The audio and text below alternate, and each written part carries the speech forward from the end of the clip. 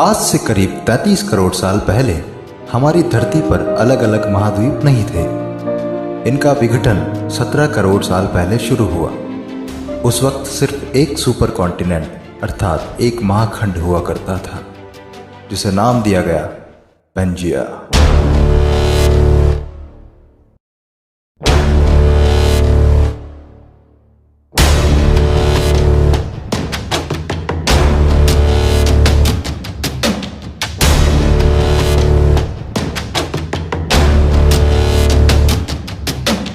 Pangaea के चारों तरफ सिर्फ एक महासागर था, जिसका नाम था पेंथालेसा।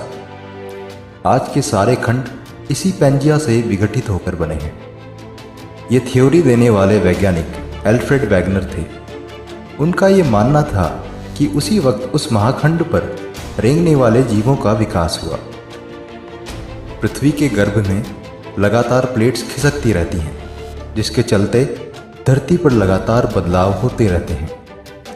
लेकिन ये बदलाव लाखों या करोड़ों साल बाद दिखाई देते हैं। इन्हीं बदलावों के चलते आज के महाद्वीप का निर्माण हुआ और उनके साथ ही भारत का भी निर्माण हुआ।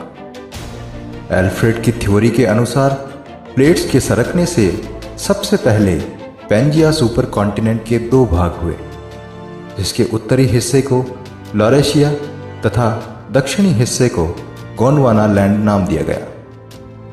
इन दोनों के डिवाइड होने के बाद बीच में जो महासागर बना, उसे वैज्ञानिकों ने टेथिस नाम दिया। देखिए कैसे आज के भारत, अंटार्कटिका और ऑस्ट्रेलिया जिक्सॉ पजल की तरह आपस में फिट बैठते हैं।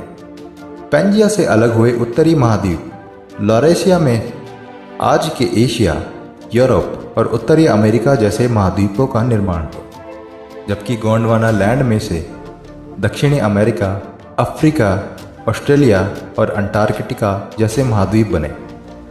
हमारा देश भारत भले ही आज भौगोलिक रूप से एशिया का भाग हो, लेकिन भारत का भूमि भाग उस वक्त वास्तव में गोंडवाना लैंड महाद्वीप का हिस्सा था। आज का अफ्रीका और भारत एक ही प्लेट पर टिके थे। धीरे धीरे अंदरूनी प्लेट्स के सरकने से ये प्लेट्स भी अलग होती गई और भारत की भौगोलिक स्थिति अफ्रीका से अलग होकर धीरे धीरे एशिया की ओर बढ़ने लगी। वो आज के लद्दाख के हिस्से की ओर लगातार बढ़ती रही और एक समय इस प्लेट का एशिया के लद्दाख वाले हिस्से पर टकराव हुआ।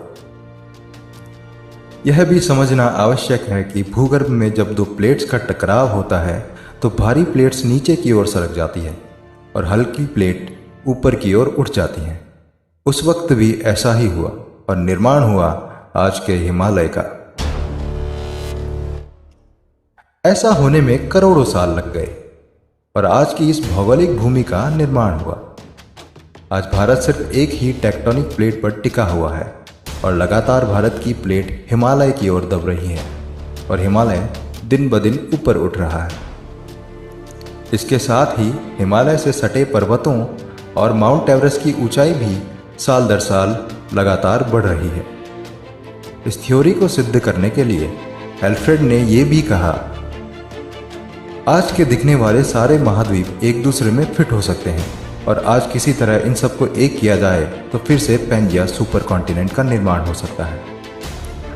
चलो, ये तो एक संयोग भी हो सकता है, लेकिन एल्फ्रेड ने विस्तार में जाकर उन महाखंडों की जीव सृष्टि का और प्राचीन खंडों के अवशेषों का अवलोकन किया तो पाया कि विविध अवशेष अलग अलग खंडों में एक समान ही थे।